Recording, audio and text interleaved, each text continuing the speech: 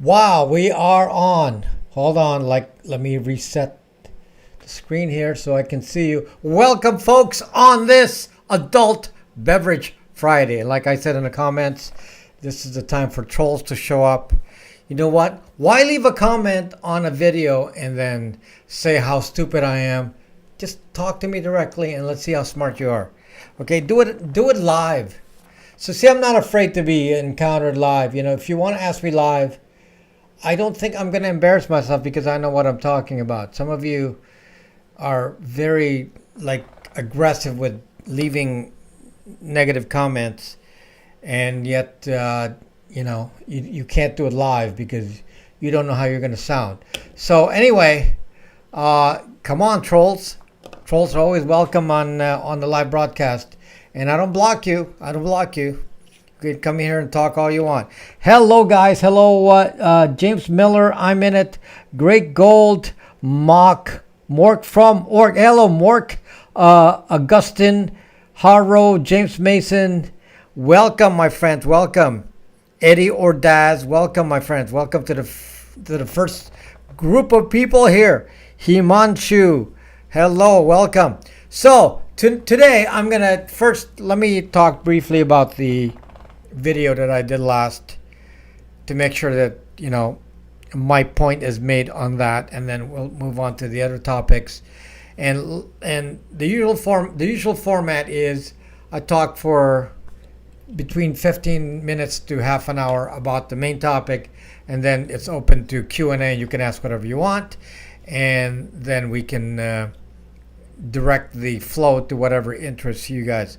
So hello, Fish, NT, Music Lover Boy, Bell G, Fish. So just a side comment here. A lot of people were not interested in the last video on cookies, which is kind of sad in a way because it's kind of, happens to be one of the more important topics that people don't really comprehend. And there's a lot of impact on us, and a lot of you are very confused, and you actually go with the flow and say what the mainstream YouTubers say about how to handle cookies and so on. And if you watch all the mainstream people, and they'll tell you, oh, look at this tool from EFF, Privacy Badger, look at Brave. I mean, I saw so many comments about Brave, and you actually think that using all these tools is going to help you in some way. And I wish it would help you, but unfortunately it does not. And the reason it does not is that cookies are no longer the mode for capturing your data. They use something called fingerprinting. Now, fingerprinting can occur in a couple of ways.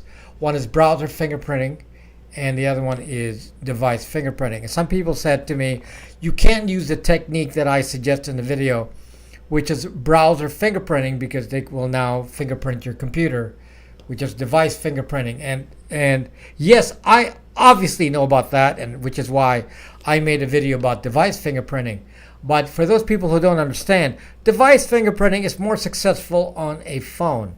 Device fingerprinting is very precise on a Google phone, an iOS phone, but it's not that successful on a computer. And in a computer from a computer standpoint, it's not there yet. So I'm not as worried about it yet. It's experimental, and the technology is not yet ready to pinpoint your computer. It can, however, today pinpoint your phone. So device fingerprinting is very important on phones, and the solution actually, as I said, is to use a phone that does not have any identity. And the only way to have a phone without an identity today is to use either a De-Googled phone or a Linux phone. You cannot avoid device fingerprinting if you have an iOS phone, and definitely not with a standard Google Android. So if you have one of those, then yes, your movements are going to be tracked. And it really bothers me, and I want to really just focus on this for a moment before I get into the main topic.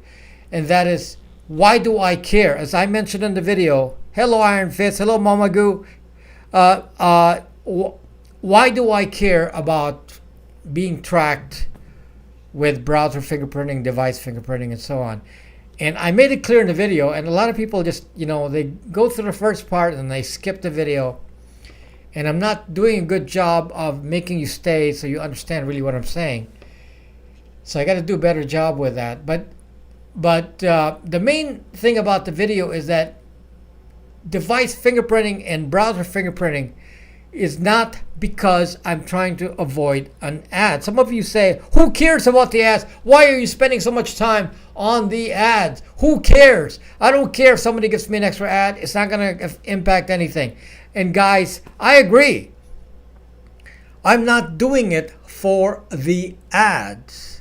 This is the part that everyone just misses and leaves comments like, I can't understand. This is one comment left by somebody. I can't understand why people will sacrifice convenience for this privacy stuff. Why sacrifice convenience? It's not important enough. And for those people who do that and say that, I'm going to say you're a zucking idiot because you don't really understand. Sorry. Hate to be so blunt, but sometimes I can't help it because you don't really understand the technology, and you think you do, but you don't. You have no idea. So you go with the marketing, whatever Apple and Google tells you, you go do it, and you have no understanding of the technology. Well, I'm going to give you one little minor example. It's very minor, but just to show. So a lot of you have your phone, so you're running around with your Google phone or your iOS phone, okay? And this is an actual thing. This was published a year ago.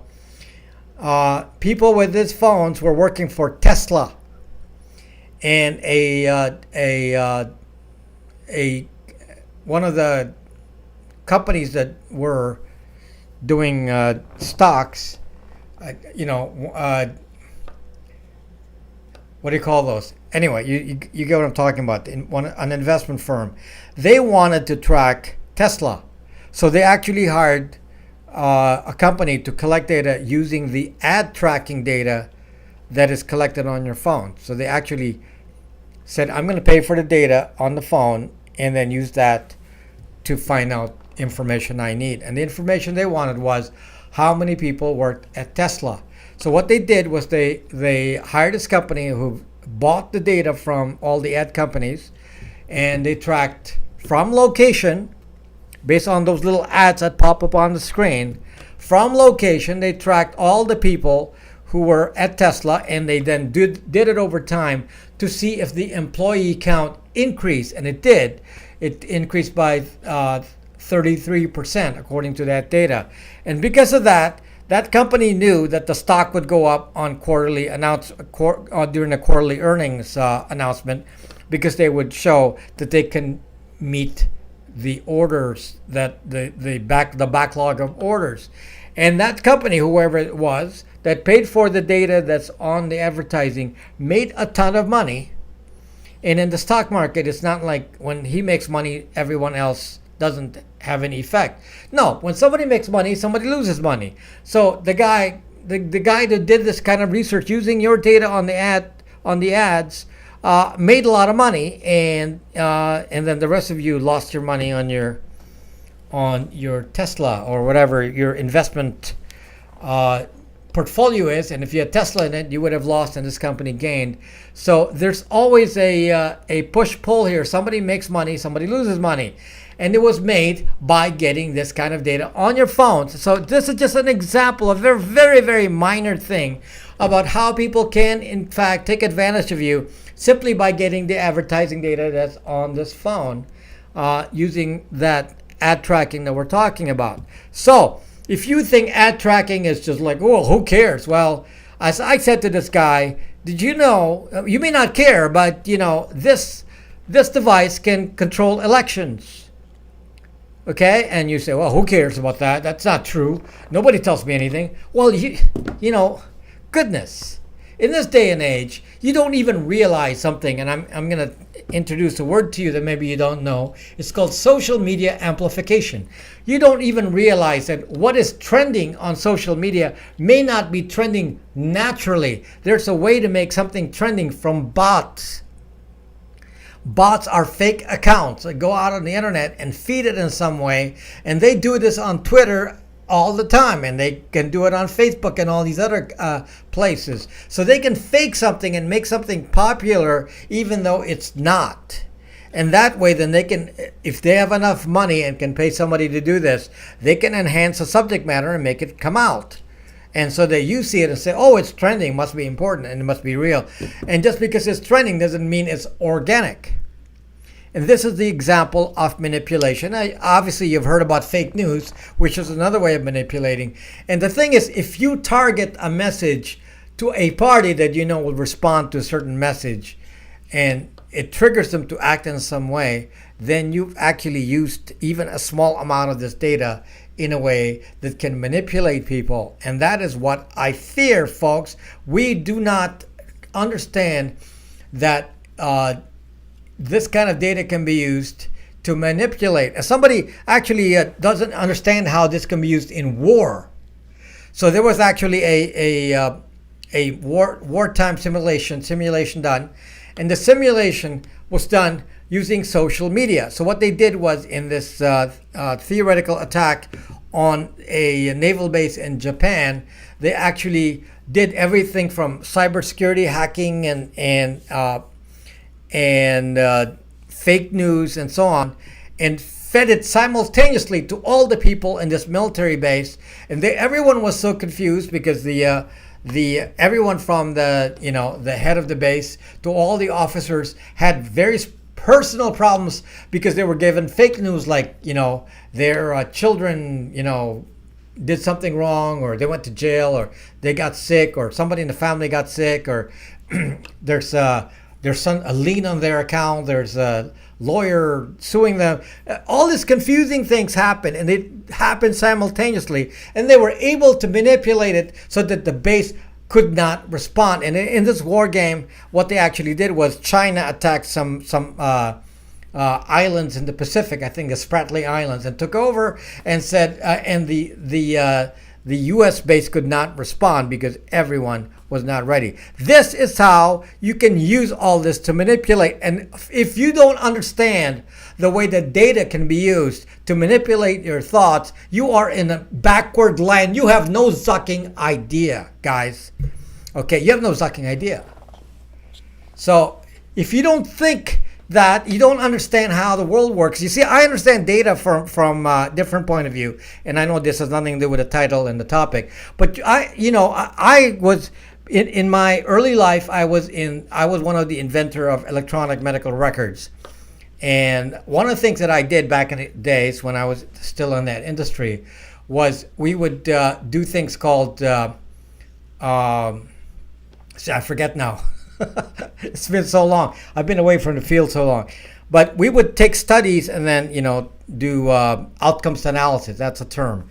And where you would, take the data and say, well, based on this behavior or based on this symptoms or whatever, that's the following outcomes can be used. And that was being taken to the point where they would actually manipulate the orders. This was at least a plan back in the day, to intercept the orders, which they're integrating now, to intercept the orders of the doctor, so that when a doctor orders something, they can cross-check it against the guidelines that they've developed and then stop the doctor from ordering. So that's like a direct connection. This is how data can be used, and that was being used and planned, many years ago. And now in a social behavior setting, that's being used as well. So guys, if you don't understand this, you don't understand at the level I do. And don't think that I don't know anything. I understand this because I was participating in that.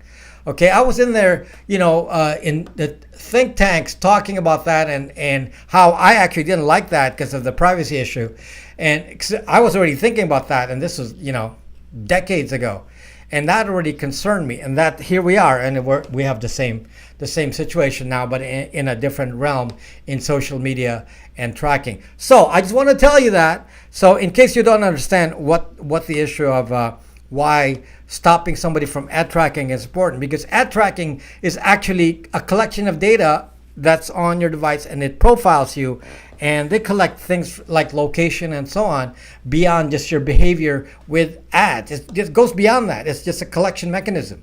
So just so you understand that part. Now, let me switch subjects now to a common question, which is the subject matter and the topic, which is, sorry, I'm making a.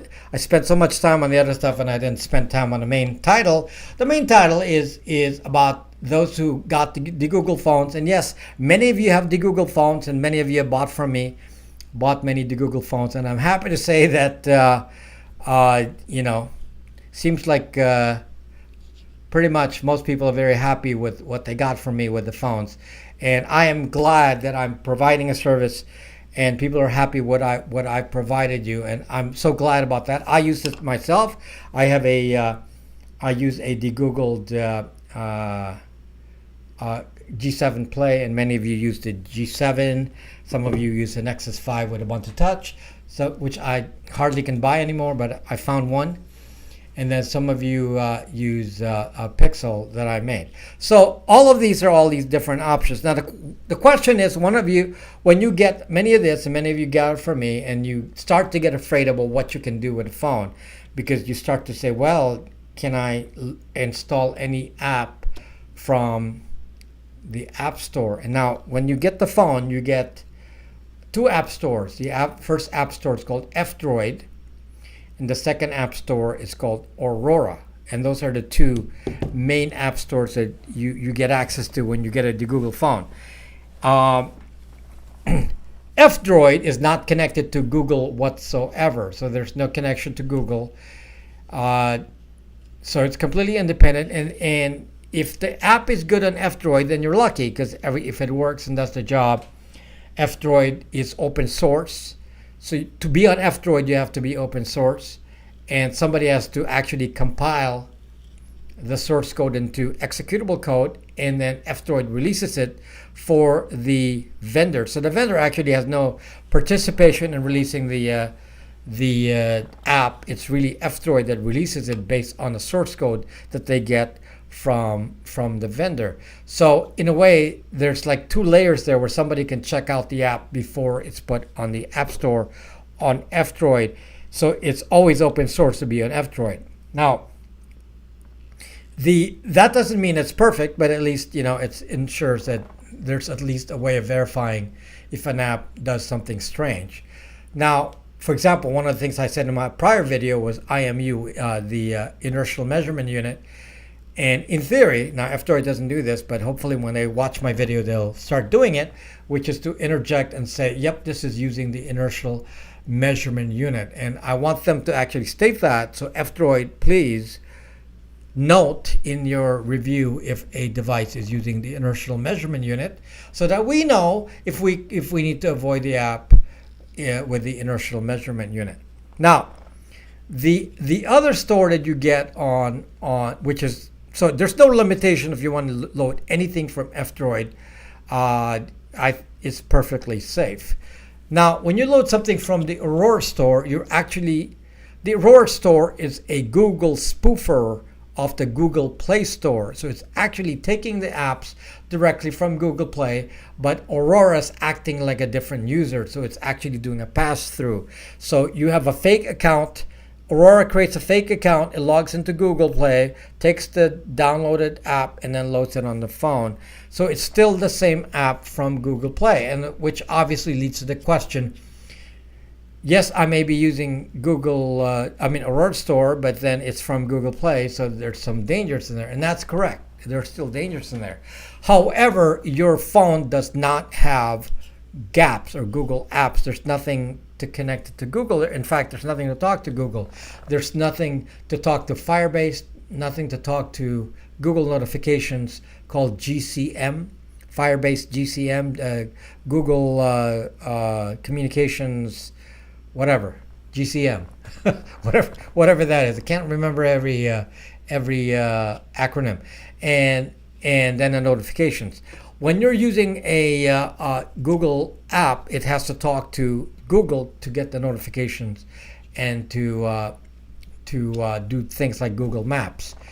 That's why when I ship you a phone, and this is the same on all of the De-Googled, so if you're going to do eFoundation or Graphene, we're all the same. And we use something called Micro G to spoof Google. So there's no Google in there. So instead of Google, you're actually getting services from Micro G. And Micro G can only, at the moment, fake two services. One is notifications, which doesn't always work. So notification works on some phones, but it doesn't work on modern notification systems. Braxme doesn't work with notifications, even using micro G. So it depends. So if you're using a newer notification style, it may not work even with micro G. Second is Google Maps.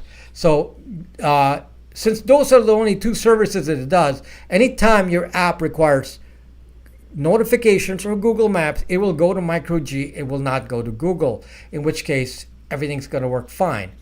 So Google GCM, Firebase GCM, which just handles the notifications, actually does go through Google, so that's kind of a pass through like Aurora Store. But Google Maps is not. Google Maps is not connected to Google whatsoever.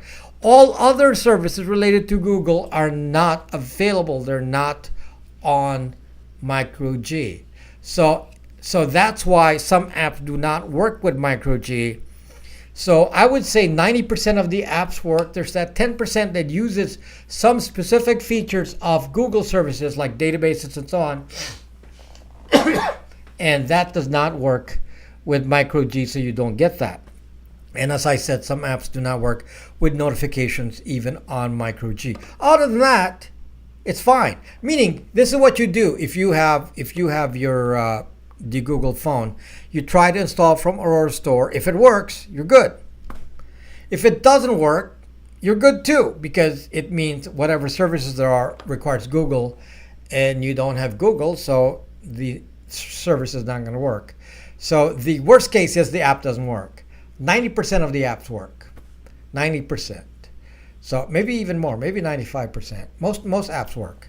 So most apps do not require more than notifications and Google Maps.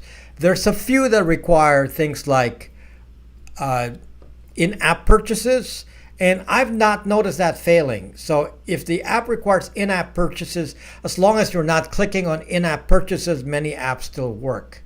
But if you click on something that requires an in-app purchase, yes, that won't work because there are no in-app purchases. It doesn't seem to fail from that, is what I mean. Meaning you can use the rest of the app.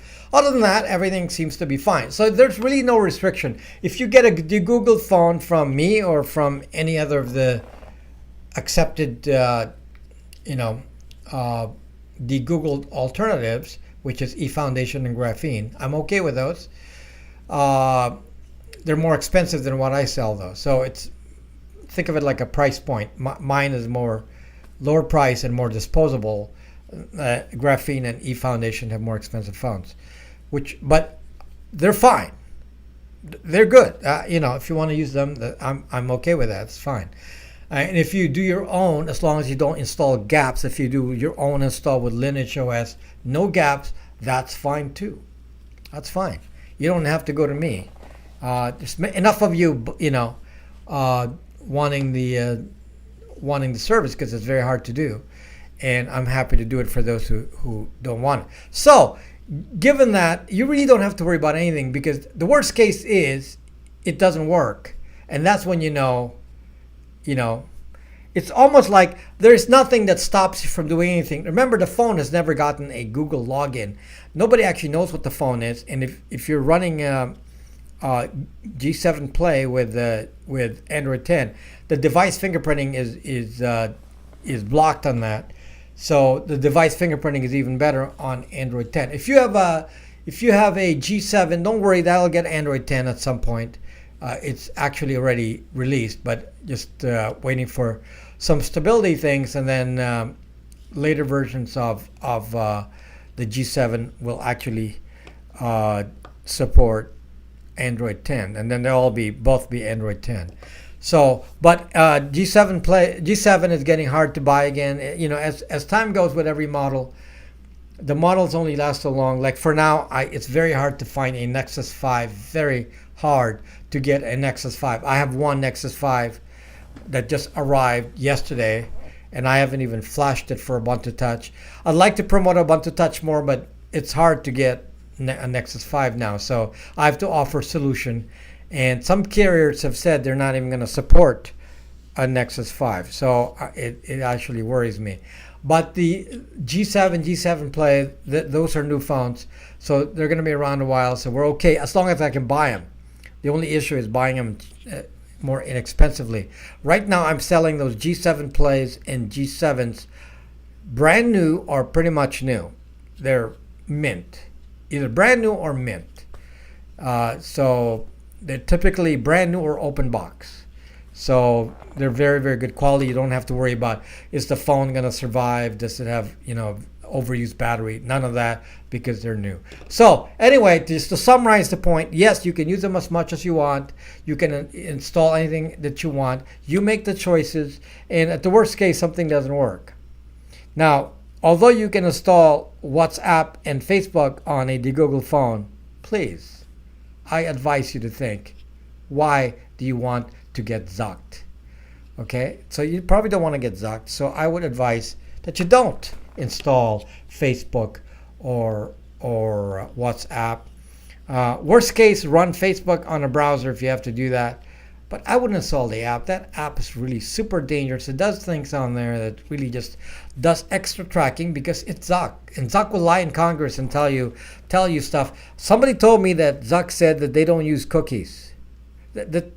Somebody said to me that Zuck went to Congress and said, we don't use cookies to track you. And so some of you are saying, you're lying. You do use cookies. But here, folks, is the lie. The lie is, yes, Facebook does not use cookies anymore. Cookies probably haven't been used in a while. Of course they don't use cookies. They use browser fingerprinting, which is better than cookies. You don't need cookies. That's what I was trying to tell you, okay? So this is the kind of lie. They get asked a question by some stupid congressman who doesn't know anything about zucking tech. They ask these questions that they don't actually know what they're asking. It's just some non-technical person who wrote it down and said, do you, Mr. Zuckerberg, do you not track people using cookies? And he's going to say, no. Zuck is smart. He knows he's ahead of the game. So yes, they don't need cookies to track. They track you by MAC address and browser fingerprinting. And soon they'll track you by IPv6. Okay, so be careful, guys. So just that's how they fake you. They'll say, well, I didn't lie. We don't use cookies. I didn't lie. Okay, yes, they're lying. They're lying to their teeth, but they will obscure the words just to make you feel better, to make you feel like you're actually, don't have anything to fear. Just like when Apple says iPhone is privacy. Like, right. Great. Everything you do is being tracked by your Apple ID. So, oh, I'm so proud of my iPhone. It's really secure. It's like, yeah, right. Everything you do is tracked to your Apple ID. They don't need to do anything else. Apple ID. Google. We don't need to track you in Google. Yeah, right. They have your Google zucking ID. So you have a device with Google zucking ID, then you're zucked. So there you go. Anyway, guys, if you haven't hit the like button on this broadcast, maybe you'd be interested in hitting like to make sure that the algorithm thinks that you like my content. Maybe you don't, but if you do, then hit the like. If you don't like what I'm talking about, hit the dislike. Hit something.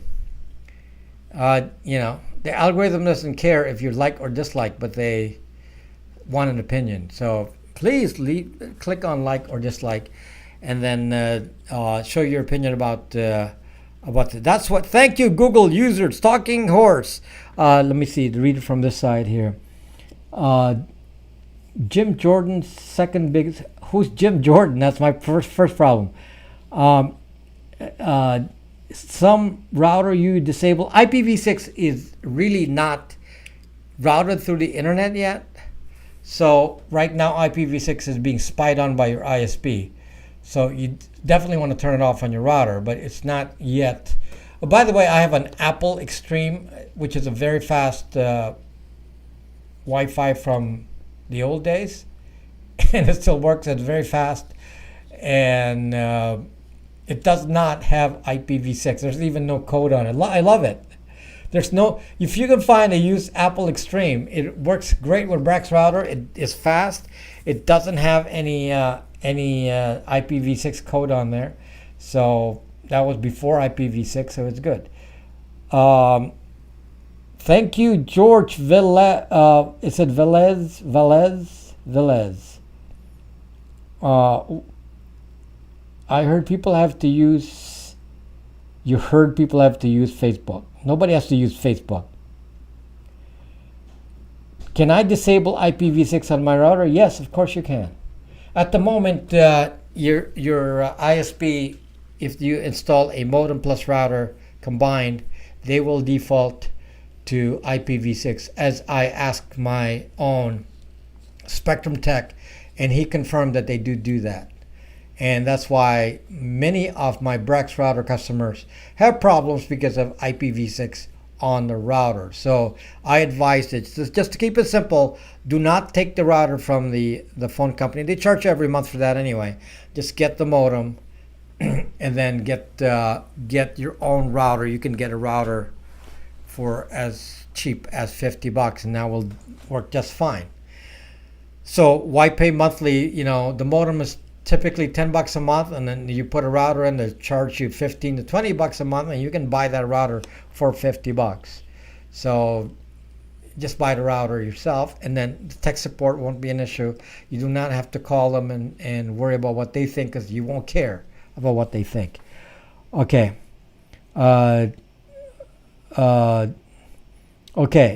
Pronounce it correctly. Zuckbook. Pronounce it correctly. Zuckbook. Okay. Hopefully we're pronouncing it correctly. Zuckbook. Okay. So, time for questions and answers here. So, do you recommend a crypto wallet app from F-Droid? Are they even out there? I don't know. I've actually not used the only crypto wallet I have on my phone is from Incognito, and it's from Aurora Store. It's from Google Play. They do not have an F-Droid version, so because it's not open source.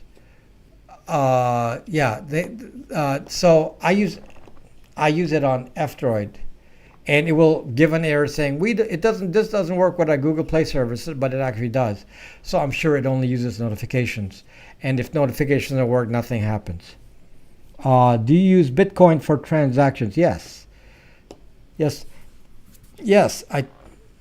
Bitcoin is 11 point. What is it now? Earlier today it was 11.3K for Bitcoin. Bitcoin's doing well, surprisingly. I don't know if it'll stay up there, but it looks good. It looks good. Pokemon Go, Zuck.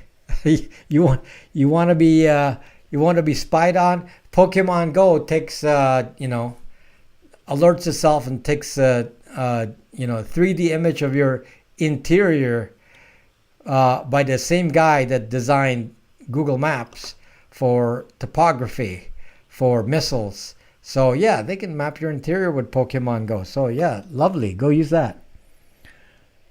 Best Linux phone on the market. There's only one Linux phone on the market that you can buy. Once in a while you can buy it. It's a Pine phone, and that's not yet ready, but it's getting there. I think I saw videos that shows that the GPU was starting to be integrated with the Morph browser, so that's a good thing. And the next problem, the last big problem, is power management. So when they solve power management, which they partially solved that, but I guess it's not yet in Ubuntu Touch. But right now, the biggest problem of a Pine phone is it only lasts for 6 hours max. So it doesn't have any kind of power saving of any significance yet. So, yeah. Is the best wallet on F-Droid the Monero? Well, doesn't apply to me since I don't use a Monero wallet. With IPv6, you walked bang into a political situation. That's where we're getting flack. You mean people saying that they think they know more about IPv6 than I do? Yeah, a lot of people came back and thought they were like geniuses in IPv6 and completely didn't understand. So actually, I'm trying to understand why people were like giving me so much flack about IPv6, and then that's when I realized they didn't really understand what they were talking about. See, they thought they understand IPv6, and in the context of implementation of IPv6, yeah, I think they did understand that. They didn't understand what I was talking about related to privacy. Had no idea. So people were like, focusing on a few words that I said and misinterpreting that in their own way and thinking I must be some dumb guy because, what do I know? I mean, I only started tech yesterday. So since I know nothing, then they say, well, you don't know anything. You just, one guy made a comment and said, oh, you just researched this for the video and you know nothing. Yet, my Brax routers, which I programmed several years ago, the Brax routers already block IPv6 and certainly block IPv6 leaks even from way before. So I guess I didn't know anything. I mean, why would I block IPv6? I didn't understand what it was. So anyways, a lot of people are like, it's just, anyone on YouTube can come up here and say they know something. And the unique thing about, it's hard to toot my horn because I sound kind of like, egotistical, and I don't really want to do that. It's really not important. I don't need to toot my horn. I know what I've done in my life, and I've been very successful doing what I've done. And to be honest with you, I am kind of, I shouldn't be on YouTube. This is not the way to make money, is to be on YouTube for my kind of skills. I don't have to be. But the thing is that I've already been successful in my other life before this, so I can afford to go on YouTube because obviously nobody knows what I know. And I said, actually, this is more fun for me. Why do I need to spend my time programming? This is more fun and it's more social, and I use my knowledge in a way that I can't when I'm doing programming or running a programming staff, because that's what I did for a long time. I had tons of programmers working for me and designed software of all different kinds and had many startups and startups that became successful. So, but somebody will say, well, what? You don't know anything. Somebody even criticized and said, oh, I looked at your PHP code on your open source and you're didn't say this, but your programming sucks, basically is a summary. It's like, zuck you. Build your own zucking app. You could talk the talk. Somebody said, well, you're not following, like modern standards. And like, suck, I wrote this like many years ago. And, whatever the standards were back then is what I used. And I'm not going to rewrite it for you just because it works fine. It may not look like the way you want to look like today, but that's the same with everything I do because I did it so many times, so long ago. I've been programming in C, for example, since the very beginning. I'm a very long time C programmer, and somebody will say, "Well, you didn't, format those little, brackets the way you're supposed to now in modern C, whatever." It's like, who fucking cares? Okay, if that's your focus, then do that. Is your app going to run better? Is your code going to run better? Obviously, as people evolved, they came up with various theoretical ideas on how to format code, and I don't care about that. My thing was, get it done. I was involved in a market where we had to come up with product very quickly, and we had to do it fast the way we know, and we do it, and it's not for show. So if anybody questions, well, you don't know anything, well, that's up to you. If you want to believe that, you can believe that, but I don't have to care. Don't have to care. I appreciate all your share. Thank you, Aruha. Does nature or nurture form a person's personality? See, since 1978, Kernighan and Ritchie. Don't want to tell you what I was doing in 1978. I'm not going to tell you that. If I were Satoshi, then I'd be too rich. Too rich. The white paper back in Bible by Kernighan and Ritchie, huh? You mean the white paper, the white book with blue writing on it? Yeah. Actually, if you understood how I learned C, I actually learned C by trial and error. When I was doing C, nobody did C, so there was nobody to ask. So you tried it, and how do these pointers work? You really don't really know, because nobody there's not that many people that did C back in the day, and you have to learn by trial and error. That's why I'm so good at it. It's because I learned from the very beginning. I mean, there's stuff we did. I know how to deal with things even electrically, because back in the day you used to trigger ports. Even an RS-232C port, a serial port, you had to trigger it through turning on software bits. I mean, back in the day, that's how you created a terminal. You actually sent data in bits through RS-232, and we did that. And I remember, I would take students from graduates from UCLA and USC, and they act like, well, I went through USC, UCLA, and okay, now I put them to work, and they don't know nothing. Okay, no practical knowledge whatsoever. So they actually start from zero. So everyone starts from zero. So people today, they deal with the higher level languages. They deal with frameworks, and they think because they understand the framework, they actually know how it works. I don't, the reason I don't work with frameworks is because somebody always obscures what's actually happening. I want to always do it at the low level, so I know what's actually happening, and usually it's faster and you can do stuff directly. So just so you understand the difference here. Look at my login, Zuck. I had a lot of fun in an interview. They asked me, do you program in Unix? I answered, no. Who programs in Zuck in Unix? That's funny. Do you program in Unix? I suppose you could say, yes, I program in a Unix environment. I guess you could say that. Yes, I program in Windows, in a Windows environment, but that's not my programming language. I had programmed using hex code. Modern education. Question, Augustine. Sometime you said that there's a safe way to navigate on YouTube. I have my own channel. How to improve safety and privacy on YouTube? Very good question. It's actually, as much as I, get on Google's case, Google to me is actually safer than has been safer than, certainly a lot safer than Facebook, because of certain things they've done because of GDPR. And Google, and this is actually leaves us hope, because Google actually said that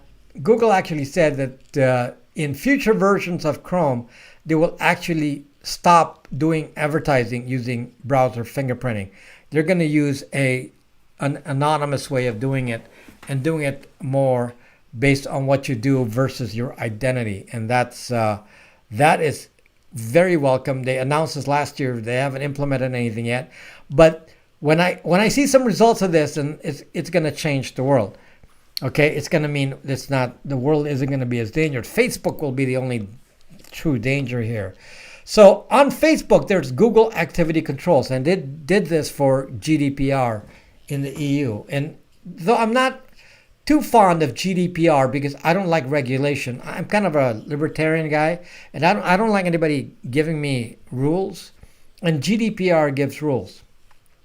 However, it's a positive because it forced Google to say, okay, we'll give you a choice. And the choice is Google Activity Controls. You can go to Google Activity Controls and basically remove the tracking that Google does to what you choose on YouTube, your recommended videos. And I've tested it. It seems to work fine. And just to test this, if I went and watch a lot of gun videos, then in theory, it should feed me gun videos, even when I paused YouTube tracking on Google Activity Control, which is paused.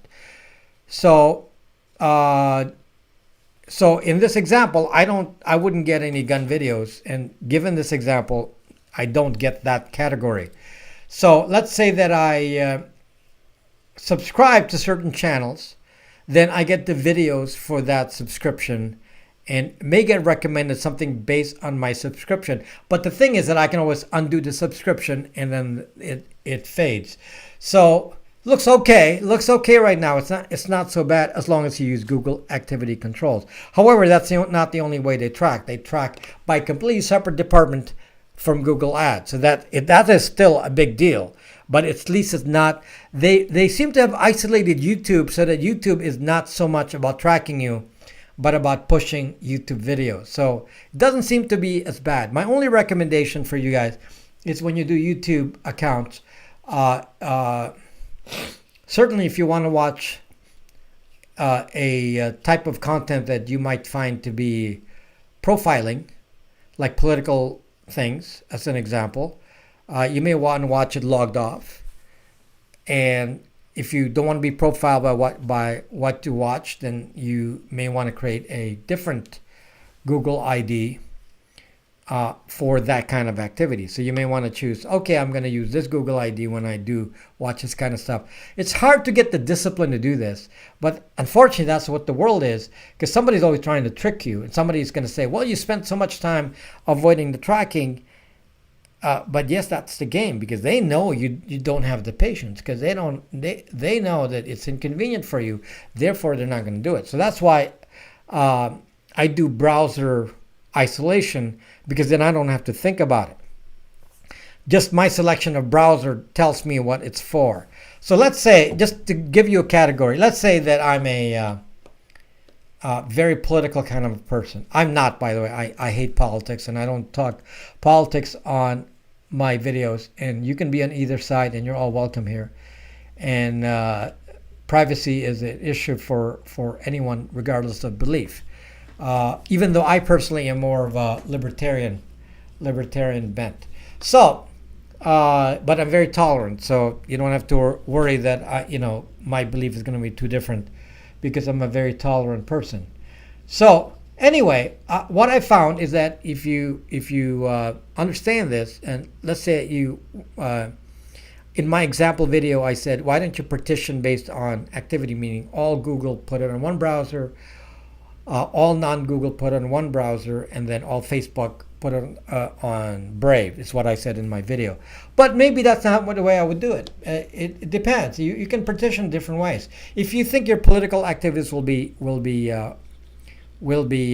tracked, then you can come up with another category and have more browsers. For example, you know what's very similar to Chrome? Chromium. Chromium is just like Chrome, except with no Google on it. So you can use Chromium and Chrome and Firefox, and there's an actual other version of Firefox called Firefox development version. That's 4 browsers just from Chromium and Firefox alone that you can use on any computer. These 4 browsers, that means 4 types of activities. So let's say one for your standard Google stuff, which is Chrome, Firefox for everything else, your Amazon and whatever, your eBay and all that. Then maybe you leave political stuff on Chromium, and then you isolate that, and then to anyone else it will look like a different person. And then you don't profile yourself, because you do not want to be profiled politically, because that is one of the big things they want to track, because they want to influence you. So they want to, they're going to trigger you.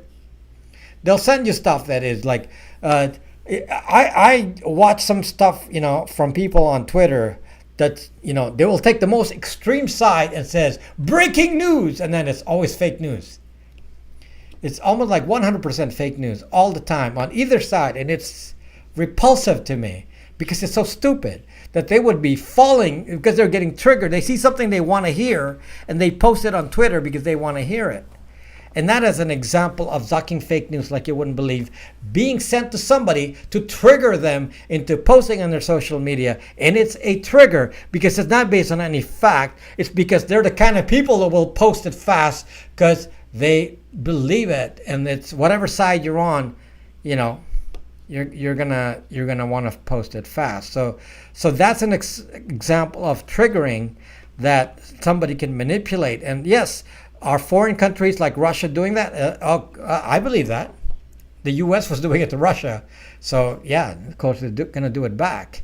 Will China do it to the U.S.? Yes, of course, because the U.S. was doing it to China. You know, this is not limited to certain countries. Don't be holier than thou and say, oh, look, the Russians are trying to influence elections. Come on, guys. The U.S. government has been trying to influence elections in every country since forever. The CIA has been doing that. So it's a game. It's a game. It's been happening for, since forever. So if you understand the game, then don't participate in the game. Don't let anybody influence you. I hate it when somebody posts on Twitter, something that hours later will prove to be like completely fake. It's like, don't waste my time. Don't waste my time.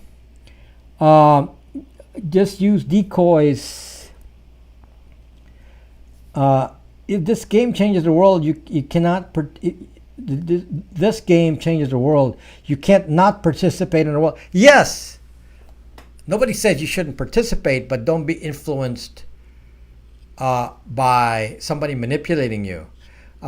Take the data at your own pace and, listen to it and decide on your own, not based on quick whatever that's not researched. Spend the time to research it. Don't overreact. On either, by the way, I've seen on both sides of the political side, just so much stuff that just goes on there that's fake news, and it just bugs me because it's obvious. They don't want to do the research because they're so triggered by it. And there's a small population that do that. And yet if you follow them on Twitter, they will always be triggering you. And if you're on that belief system. And fortunately, since, I understand that, I'm actually, my Twitter, for example, has all sides. I don't follow or unfollow somebody based on political belief. I actually see everything. And, then I don't react, but I look at it and then I can say, that makes sense. And on either side, that partially makes sense or that fully makes sense. And I'm able to do that because I am not overly influenced by all this. Whereas if you are a targeted person, in all of your social media, you actually will get targeted messages. And some people actually don't understand that this actually happens. And let me tell you a little story, and this is actually confirmed by Snowden. This actually happened. And the story is that the company called Jigsaw, ever heard of Jigsaw, people? If you don't know who Jigsaw is, it's a similar company to Palantir. Palantir and Jigsaw are mercenary data mining companies, except that Jigsaw is Google. Jigsaw is an Alphabet company. And one of the projects they did was called Abdullah, I think. I'm trying to remember what the name is. Anyway, it actually involved the four-letter agency in the UK, GCHQ. And I believe they tested this theory of targeting messages to the Muslim population in the UK. It may have been in London, I'm not sure.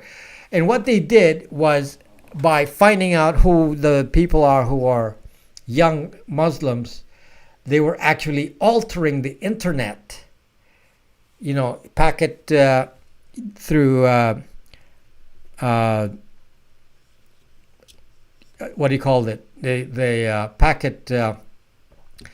They replace the packets. What's the packet injection? So they do packet injection, and they actually change the internet. So you go into the website, instead of seeing what you're expecting to see on that website, they replace it and pop a different website on you, and so you actually see something else. And that's the kind of thing that's actually been proven to be able to be doable. Now, it may have only been experimental, but the point is, it can be done.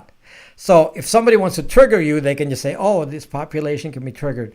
So we will do packet injection and change your ducking internet. Change the Google search results, which is easy for them because Jigsaw is Google. They can change the Google search results and then do packet injection and change the actual websites that you see. Okay, and people are like so dumb. They don't understand the technology. They don't understand this can be done. And so they say, oh, why are you wasting time on all these ads? Because, gosh, people, oh my gosh, I wish people had more intelligence. But you're not. You're going to think I'm some zucking, conspiracy theories, even though this is factual. These are actual things that have happened and been done. And it's part of the release of Snowden. Snowden discussed this. So this is being done, and specifically, it discussed that it was done by GCHQ, which is a puppet of the NSA, in the UK.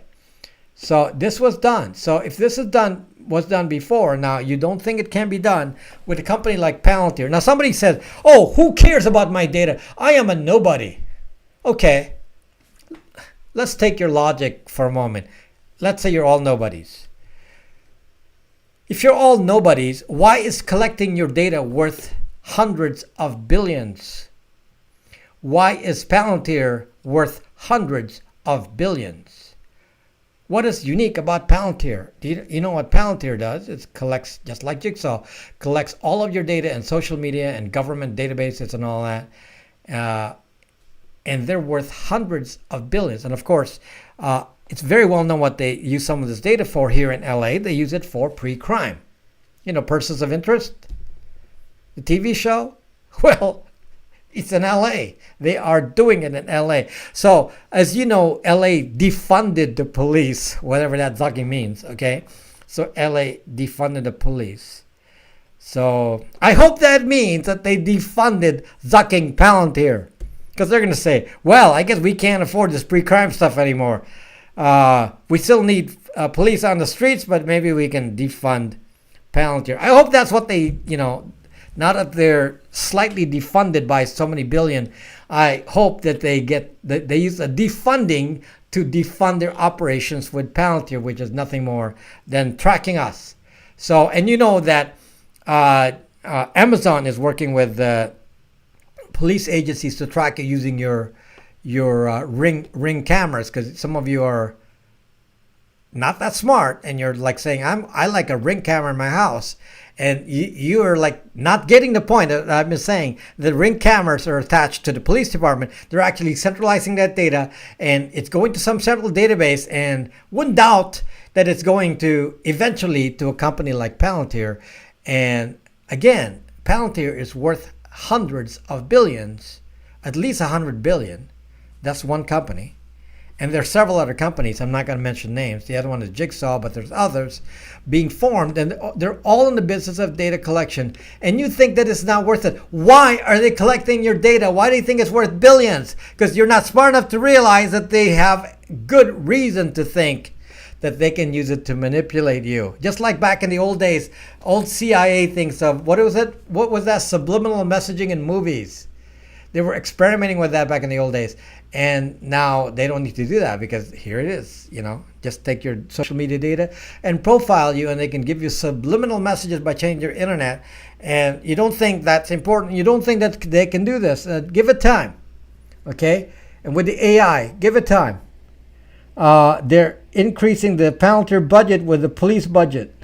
Yeah, but the budget was cut. Police defunding. That the new thing, police defunding. So maybe they'll look at Palantir and say, this is a waste of money. Hopefully, we don't need companies like Palantir. You feel so violated. You should feel violated. Ice King, they pay for the devices that are going to be their own chains for life. Exactly. And people look at me and say, why are you such a... People actually go on my YouTube and actually make statements like, you're so paranoid. Like, I just laugh. Palantir is that paranoia. That's a real company. So If I'm so paranoid, what the zuck is Palantir? What the zuck is Jigsaw? Go to jigsaw.google.com. What the zuck is that? What the zuck is Palantir? Why are they worth hundreds of billions or at least 100 billion? Why are they worth that? You tell me. Oh, I am so paranoid. Guys, if you think like that, somebody will steal your money from your back pocket, and you're not going to know it, and you're not going to care. And my attitude is, I'm going to put my hand in my back pocket to make sure nobody steals my money. So, and somebody said, well, I'm old now, I'm 70, so why should I care about this? It's the same reason that you care about politics. Do you care about who gets to run this country for your children? And, do you just care? If you care about a belief, then you're going to do it, not just for your own sake, but for society as a whole. And that's what I do. Okay? I understand, the Terminator, Skynet kind of thing is not theory. This is actually happening. We're being put into a Skynet world. And even though it was just a movie, then the fact that it's happening in real life really bugs me. And we almost have everything in that movie. We got the drones, and look at the robots and Boston Dynamics, and you're like saying, "Ooh!" And you're saying, do we have AI? Well, the self-driving cars already have the AI. So the pieces are there, and now all we need to do is get something called the singularity, which is the point that Google, with what's his name from the guy that invented the word singularity, works for Google now, and they forecast that in the 2040s, 20 years from now, the 2050s will be in the singularity. The singularity is when a computer is smarter than a person. And, that's why, what's his name? Elon Musk wants to enhance our brain with a neural mesh, it calls it. Something like you put on your head so you become as smart as the AI. So that's kind of, some of you think that I'm being theoretical, but, these are not theoretical ideas. GPT-3 is already extremely powerful. What is GPT-3? Is that the sort of robot? Tracking will get a lot worse. It's already getting worse. It's already being done in ways that you don't know. Everything you put on Facebook is being put into Palantir. So you think it's not being collected. So I'm happy to note that because of my actions, they have little, less about me than many. They still have information on me. They got my IRS records, my medical records, all that. They got all that. So my real estate records, all that public data, they have it. But as far as everything else, even for my family, there's less than what's available for each and every one of you. So, because I've been aware of this for a long time, so I've been thinking about this, not just recently. This is long-term thinking. This is why I'm able to come on YouTube and talk about this, because this is something that that I've been preparing for and understanding. Some people say, and some of you may not get this. Some people say, given that you're in the privacy guy, how can you go on YouTube? How can you go on YouTube? And folks, you don't understand that I planned this out, and I came out in my kind of coming out in my way, in my own timing, and you should find nothing about my face or my name, Rob Braxman, that doesn't relate to what I talk about here. Okay? Because any other identity prior to my coming out on YouTube is not on the internet. Okay, so I carefully made sure that even as popular as I was in what I did, people might know me from my face from before, but no one actually, and not that many people knew my face even before. So I was just known for what I did, and because I planned it out. I planned it out that way. I actually, made a point that even my emails were carefully guarded for years, and because I thought about it, not any of you, very few of you can come to the level of what I've done in terms of planning and thinking about what will be tracked and what will not be tracked, in my lifetime because I was aware of it since the internet first started. Since the internet first started, I've always made sure that I was pseudo-anonymous. So, and I was heavily on the internet since the very, very beginning, even back in dial-up days. And yet, nothing else can be attributed to me that I posted in the past because I planned it out. Now, many of you don't. You use your real name in different contexts. I've actually already studied all that. And so when you think that I don't know what I'm doing, trust me, I'm not going to go on YouTube without this being planned out. It is planned out. It's not perfect, but it's enough to confuse the AI. It's not going to confuse somebody who searches for me actively. It's impossible. But it's enough to slow any AI down, though. Are you the time traveler? No. I wish. If I remove the SIM card from a De-Googled phone, will the cell tower be able to track it? No. SIM card only, in fact, a phone without a SIM card becomes untrackable.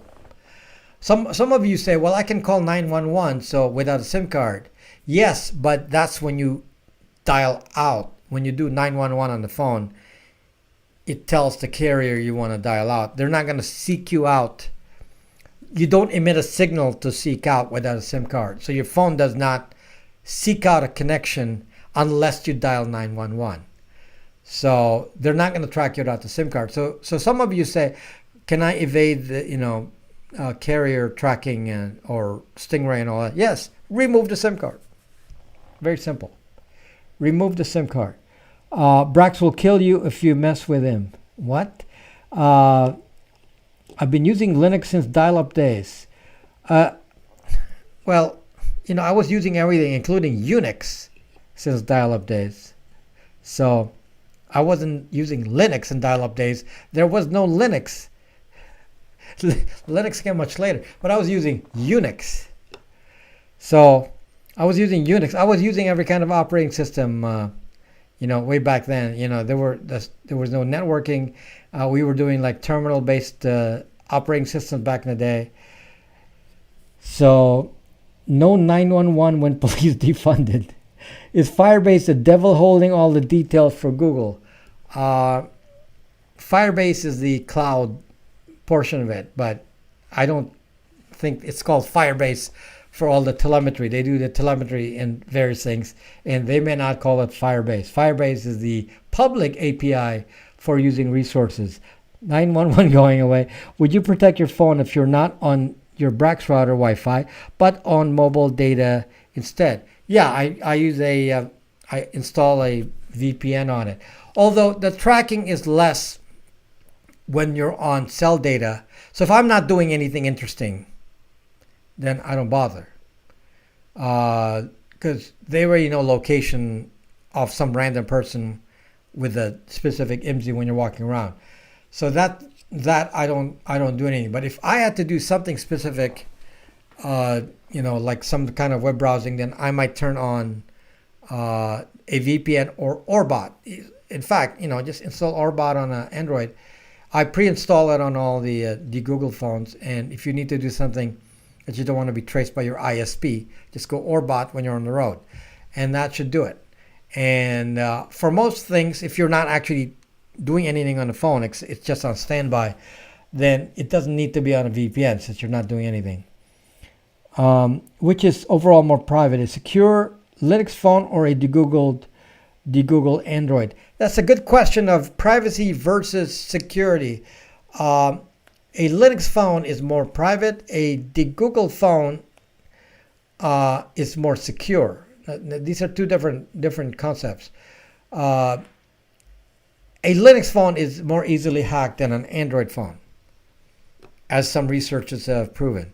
And that's because the standard Linux installations on a phone do not have things like SE Linux. In fact, I want to explain what SE Linux is in a future video.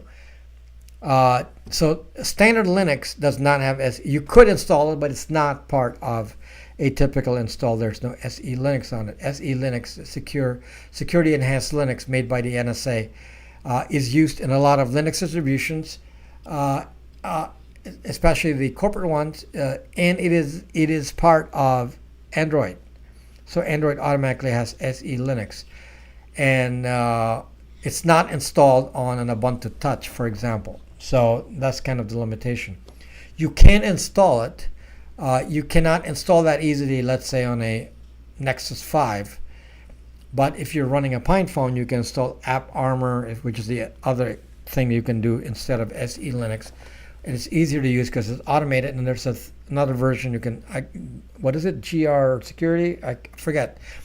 And you can load that on a Pine phone, and then you can make it a little bit more secure. But straight from the disk as delivered, a Pine phone version, or a Linux mobile OS is not as secure as Android. But from the point of view of privacy, because of the limitation of apps that you can install on Linux, a Linux phone typically is more private, except for one point, which I mentioned in my last week's video, and that is the IMU, the inertial measurement unit, that apparently is left on a De-Googled, on a Linux phone, and that's the worry. Now that's easily turned off, but it doesn't get shipped turned off. So somebody needs to turn that off. Should be easy. I personally haven't researched the commands to disable the IMU, but it shouldn't be too hard. But somebody needs to do it. Once that's done, then I'm going to say Linux will be fine. At the moment, the De-Googled phone wins. Okay, the main problem with the Linux phones at the moment is that it's not yet stable enough. The software and apps are not there yet. So power saving is not good either on a Librem 5 or on a Pine phone. It's not there yet. So that's the issue. Thank you, Dizzy Spider 45. Thank you. Samsung is SE Linux enforced. All Android is SE Linux enabled. So all Androids. Android, I forget when they added that. I'm going to guess 8 and above when they added SE Linux. I can't remember, but certainly 9 and 10, the ones you buy now, all have SE Linux on it. Using app like Camelo or for browser fingerprint defense. Be careful with some of these. I don't know about some of the defense. Some of them work, some of them don't. Use browser isolation. It's a little bit more black and white. The problem is then you start to do extensions, and then you start to get tracked even more. So it's like somebody saying, I'm going to install I'm going to block JavaScript, and then it just makes you more identified. So I don't want to put any evidence on a browser that I'm doing anything extra. So I'd rather do that outside of the browser. And browser isolation means use a plain vanilla browser, so you're less identified.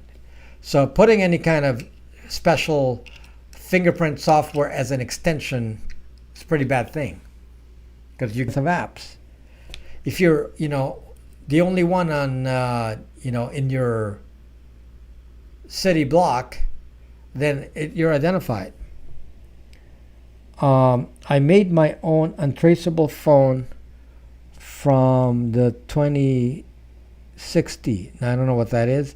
It's a Linux phone with SE Linux, less secure than an Android one. Well, I don't know of any Linux phone with SE Linux.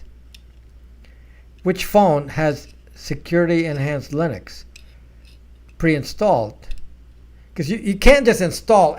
You can install security enhanced Linux, but if it's not set up, what's it going to do? It has to be installed, and somebody has to actually block off certain areas of the phone from being accessed by other apps.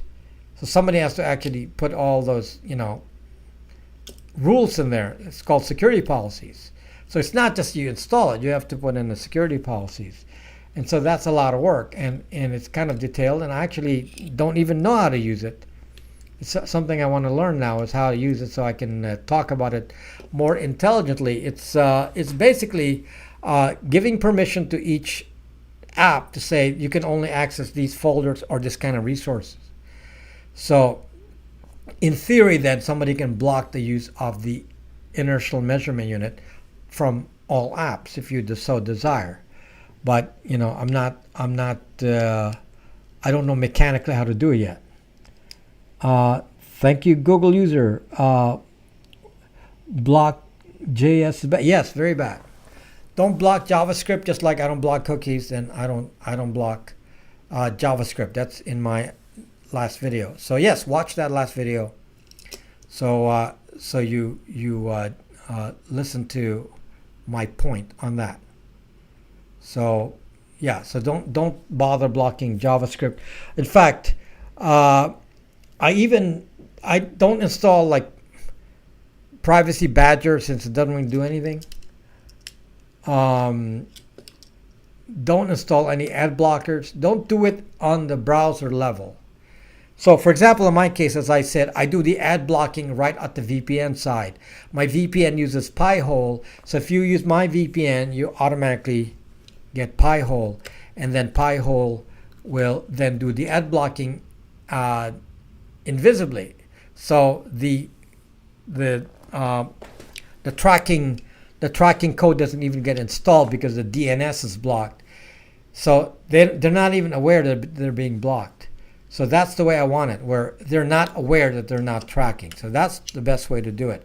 And by the way, since I'm running out of time, fortunately my channel is growing, and so I'm going to be changing here. And one of the things that's going to change is I'm going to be taking in some sponsors. And I've had a lot of sponsor offers, but to be honest, I got to be careful with accepting a sponsor that may promote an idea that I don't support. For example, I'd never take a VPN sponsor. So I got to be careful, what agrees with me. So it's not about the money. It's about if it's I'm never going to sell out. So I'm evaluating several sponsors and a sponsor that is if I'm going to sponsor somebody, or if I'm going to allow somebody to sponsor me, it's going to be because I've vetted them to be consistent with my beliefs and not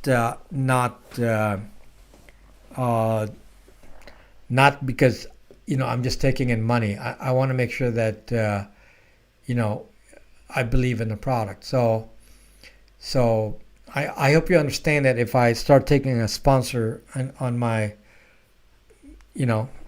next few videos, so that would be I do talk about library because I'm on that platform, and surprisingly I have half my subscribers here on YouTube I have over 12,000 followers. I forget what it's called on library. So I have over 12,000 followers on library. I mean, that's close to half. So I'm close to 30,000 here on YouTube, and I almost have half on library that I just built over a period of a few months, 3 months. I mean, that's pretty amazing. I have 30,000 followers on Periscope, and I basically abandoned Periscope now, so that doesn't count. When you abandon a platform, it doesn't count anymore. And I have 7,000 followers on Twitter. Again, a place where you can follow me there, Rob Braxman Tech on Twitter. But I'm not so active there as much as I am on YouTube. So I'm mostly on YouTube here. So I just have to focus my resources. But just to say that I intend to accept sponsorship of products that I believe is consistent with what I believe in. So if a company has a product and it's not consistent with what I do here, then I may not agree to work with them. So just so you know. Pi-hole can be used to block ads with DNS. Yes, that's how Pi-hole works, and it's included in Bytes VPN. So if you don't have to worry about that, ad tracking comes obviously from ads that pop up. If you block them through the DNS, then the ad trackers don't even know they're not being loaded because you blocked them on the DNS side. It is not perfect. It can't block YouTube, for example, but it does a good job invisibly because it doesn't show any kind of fingerprint that you are blocking them. Since if you're using Brax router, it's being blocked at the router level. It's not being blocked on your machine. So your machine doesn't show a fingerprint that you're trying to block anyone. So that's why it's nice, because if somebody's trying to fingerprint you, you don't look like you're anything special. Because if you start blocking ads and all that, and you put that on your device, all the ad blocking and privacy badger and block JavaScript and all that, what are you going to get? I'm going to tell you what you're going to get. You're going to get VPN ads. So you're going to say, why do I see a lot of ads from NordVPN, Nordzucking VPN? Yes, right. That's why. Okay. So yeah, so you've been profiled.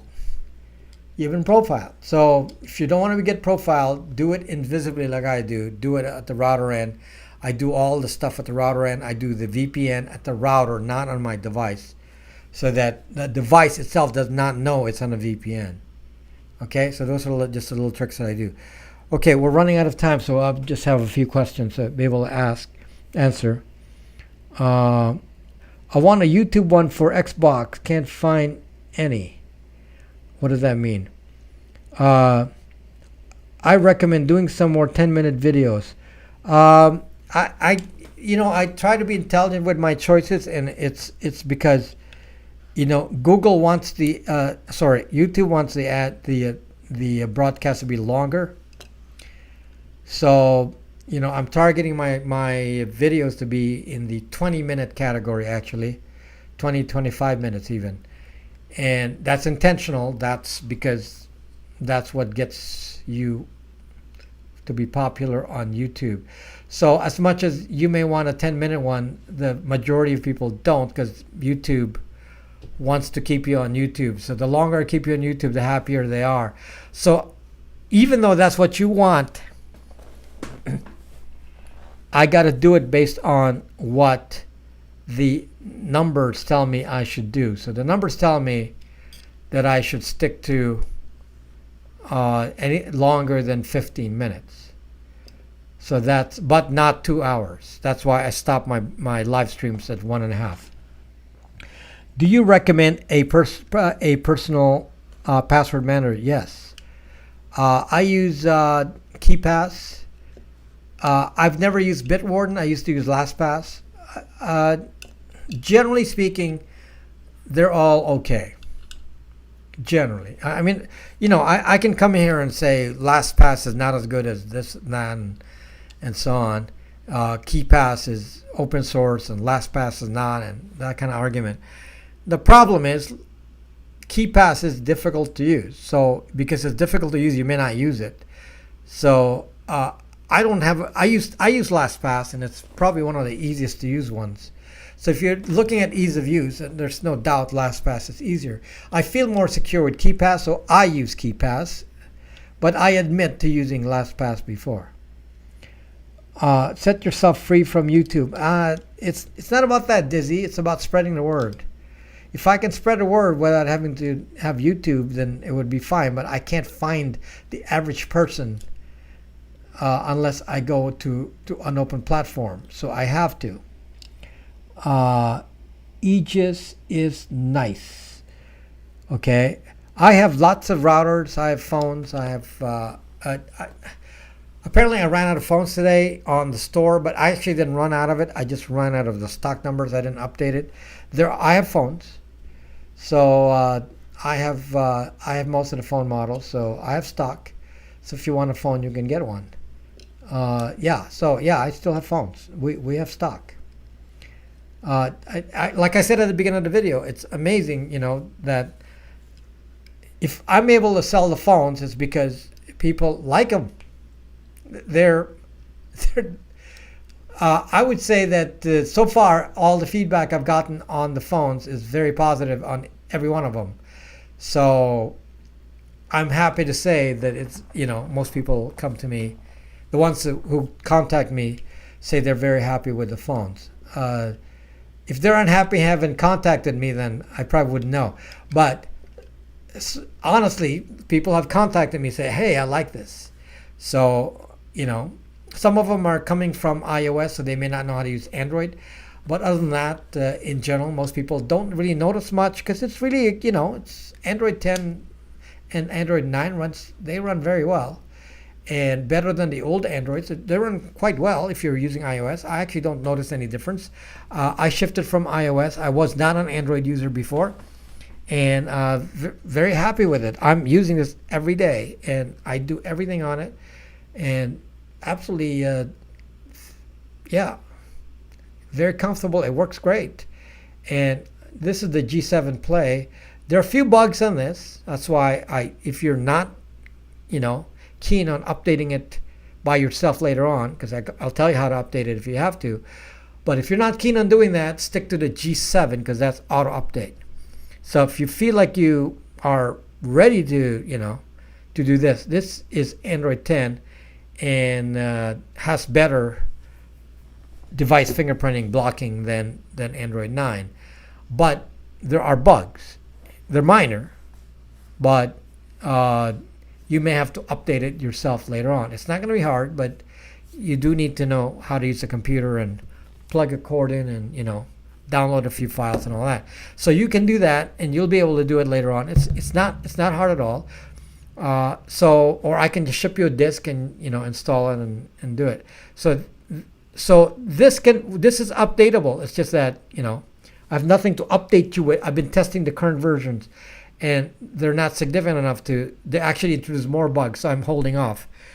But it's updatable. Just because it's a G7 Play doesn't mean it's not updatable. It just means it doesn't get automatically updated. You have to update it manually. It doesn't have an automatic on-the-air update. The G7 does, and the Pixel both have on-the-air update. And I believe I just got one Nexus 5, as rare as it is. I did get one Nexus 5. So anybody wants a Nexus 5 running Ubuntu Touch, I have one. Probably won't last long, so at least I have one. Can bookmarks be used on tracking fingerprint? I don't believe so. I don't believe bookmarks are passed to the browser.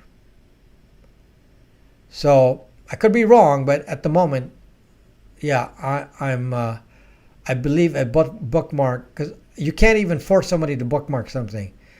So I do not believe. I think that was not been allowed for a long time. Finally, put the SIM in 2 of our De-Googled phones, and I feel free. Yes, you should feel free. iPhone is a walled-in garden. Yes. Ever use block? I'm not going to talk to you about any VPN other than Bytes VPN. The only VPN you need to know about is Bytes VPN, bytzvpn.com, which is my VPN. It comes automatically with Pi-hole. It services. We have servers in Europe and the U.S. and it's made to be a down low VPN, meaning there are not going to be thousands and thousands of users sharing the same server. It's going to be down low. I don't need it to be popular. If you want popularity, go get spied on a NordVPN. This is meant for us for a good enough number, but not a extraordinarily large number, because I don't want to profit over you. It costs me more because I put less people on the servers, but it also keeps us a little bit more hidden because we don't have spammers and all that. For example, I do not accept anyone on the VPN who's going to use BitTorrent. If you're going to be a big BitTorrent user, do not use Bytes VPN. Okay, I want to keep the population of Bytes VPN to be normal, good people. And if you're one of those, please, this is the best VPN for you. And I'll admit to you, it's probably $3 or $4 more than the competing VPNs. It's not the cheapest by $3 or $4 a year, if that matters to you. Okay, because I'm not about doing volume. I'm not interested in the volume. I just want the quality of the server with that many people. So, which means you're going to get good speed because there are not that many people trying to compete with resources. And now I added servers in Europe, and so we have U.S., Europe, and looking at the next few countries to add servers to in the future, depending on who's interested. Then, if we get a large population from some places, then I might add a server there. I'm thinking about Australia. So that's because I have so many of you who buy products from me from Australia. So that might be the next place that, support my Australian friends and customers. Can you fit servers in your kitchen? What is your opinion on the best place to store passwords? Like I said, a password manager. KeePass is what I use. LastPass, etc. Do you know about decentralized VPNs? Yes, I'm looking at a decentralized VPN, but the company that's sending me this is for review, and I have it here.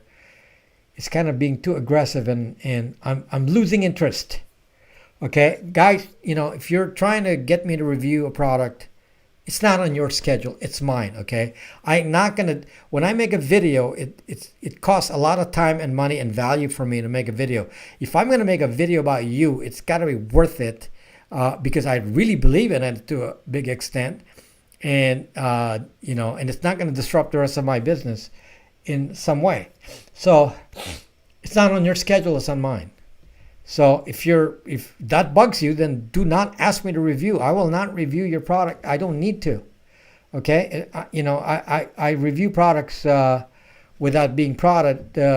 If somebody gives it to me and it's solid, I'll probably talk about it. Okay, I'll probably talk about it if it's good. But to ask me to dedicate a review of your product and force me to give you a timeline, I got other things to do. So it's not on your timeline, that's on mine. I want to see you run a virtual Android OS on a Linux phone. You can do that, but it doesn't run too well at the moment.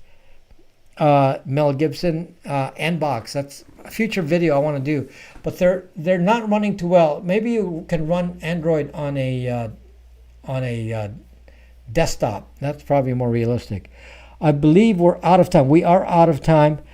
Principe Vegeta, are you finally getting the Pablo Escobar? You asked that second time now.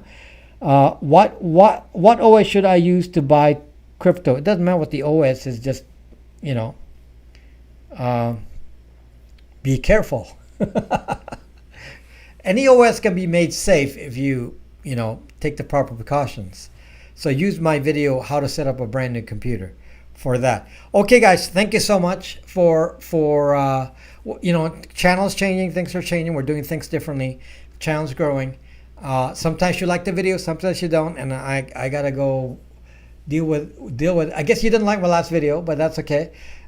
So we're gonna just keep making videos, and hopefully you like most of them. Most of you do like most of them. Okay, thank you very much, guys, and thank you for watching, and I will see you in a video this coming Thursday. Thank you very much for watching. Good night.